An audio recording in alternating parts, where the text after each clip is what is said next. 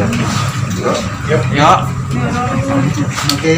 Oke, kawannya mungkin kesibukannya sekarang seperti apa? Gak sibuk, gini-gini aja lihat nih duduk. Gak ngapa-ngapain, aku paling ya konten-konten sosial media aja yang difokusin gitu aja. Ya sebagai istri juga menjadi ibu rumah tangga yang baik. Gitu aja. Menikmatinya seperti apa sih enjoy sebagai ibu rumah tangga? Ya, aku beruntung aja gitu dapat suami yang mendukung pekerjaan aku. Jadi aku sembari bisa kerja sambil juga ya menjadi istri gitu. Enak banget sih ternyata. Memang dari awal sebelum nikah rencana aku adalah pengen punya suami yang bisa support kegiatan aku dan alhamdulillah terkabulkan doanya. Berarti nggak ngelarang-larang gitu kayak di dunia entertain gitu kan? Hanya melarang main sinetron.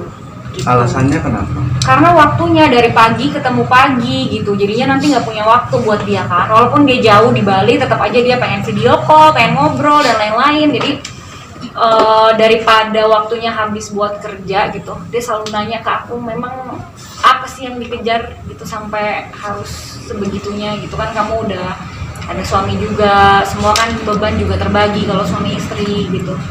Jadinya ya nurut lah, nggak main sinetron walaupun pengen ya, kangen juga. Berarti pensiun kak ya, berarti di dunia sinetron itu berarti udah fix pensiun apa?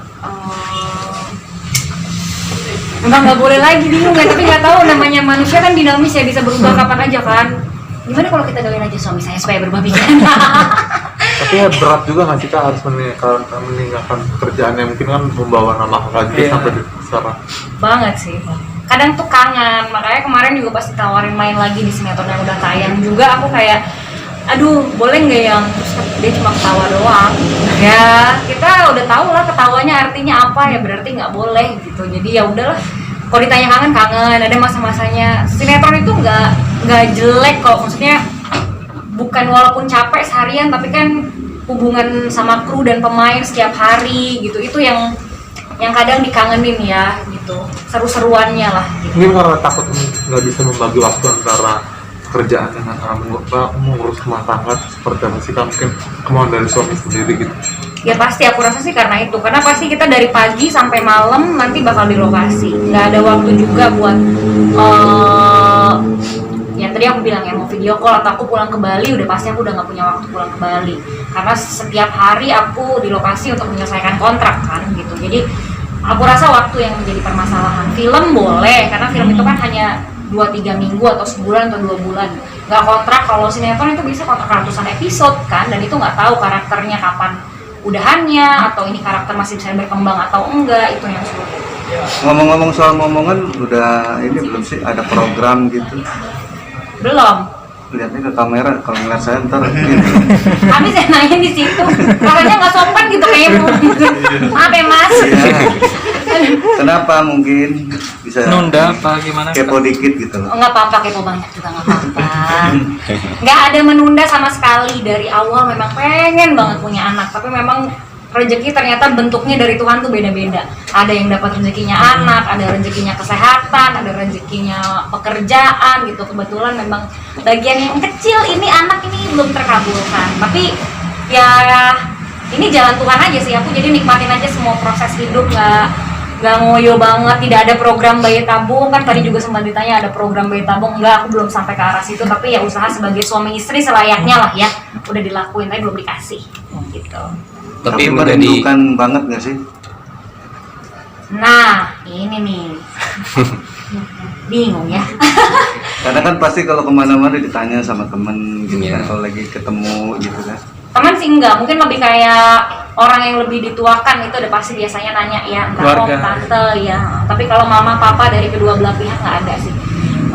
Kalau keluarga pasti ya, pasti jangan olahraga terus, jangan main sinetron terus, jangan kerja terus, jadinya nggak punya anak, bla bla bla. Tapi itu hal biasa sih menurutku. Semua orang pasti, semua perempuan pasti yang belum punya anak di dalam rumah tangga akan ngalamin itu.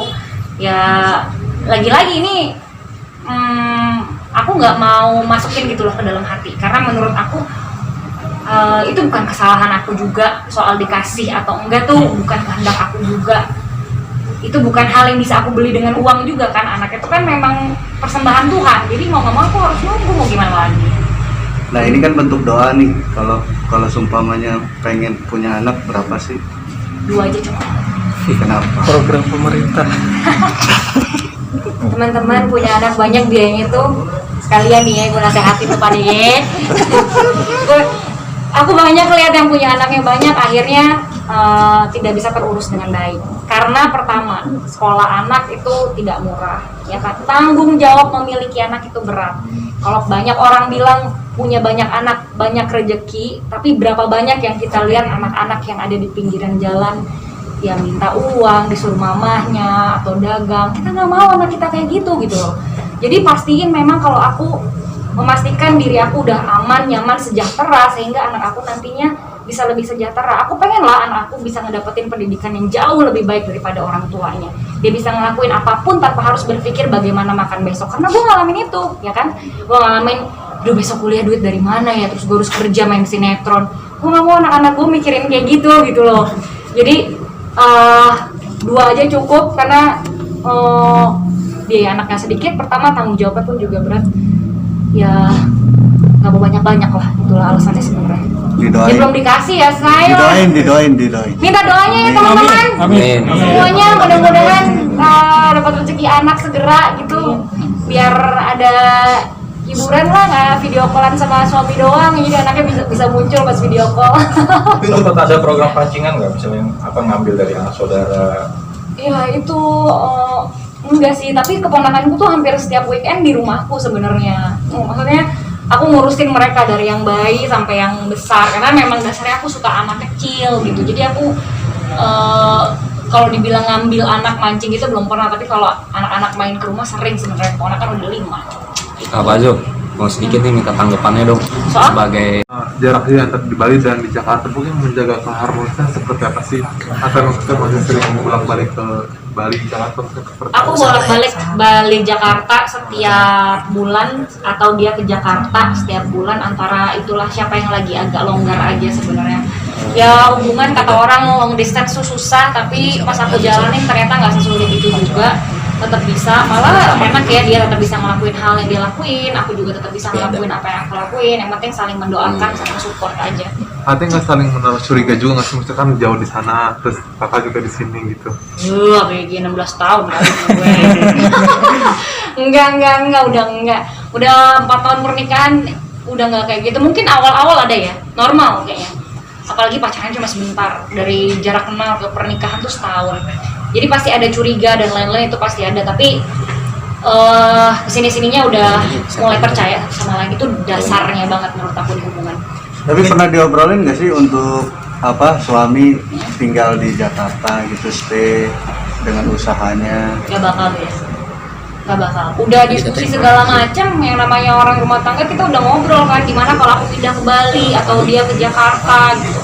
Aku nggak mungkin ke Bali karena mama aku di sini, aku tinggal berdua sama mama.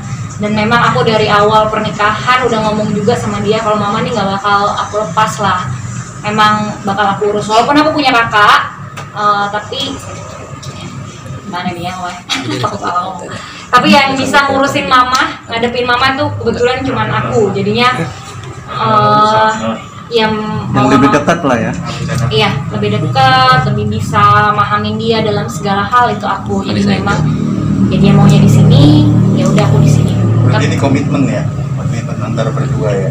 Iya. Untuk kita tinggal jarak jauh gitu seperti itu. Iya. Jadi memang ini udah dari sebelum nikah sebenarnya udah ngomong sih, nanti mama gimana, mama harus. Pernah aku tinggal pisah dari mama kayak cuma berapa bulan, terus aku kayak mau Fani lagi deh apa gitu. Ya namanya hubungan anak orang tua pun sebenarnya nggak mulus-mulus banget juga anyway, tapi tetap aja sebagai anak yang punya orang tua single, mamaku sendiri, aku rasanya nggak tega gitu melepaskan mamaku sendirian gitu. Mungkin jarak jauh nih, artinya kalaupun ketemu gitu mungkin quality time-nya seperti apa sih kalau isi quality time-nya? Wah ngapain, paling nonton bareng, Netflixan bareng, pergi bareng kemana gitu. Hal-hal yang nggak bisa dilakuin pada saat bertemu lah gitu, makan ke restoran kayak apa. Tapi tetap aja sometimes ada kok dia megang handphone, aku megang handphone, normal lah. Sibuk handphone kan sekarang bukan cuma buat main-main, kadang handphone tuh buat komunikasi kerjaan kan gitu. Oke, terus Oke. Makasih Kak Fani. Sama-sama.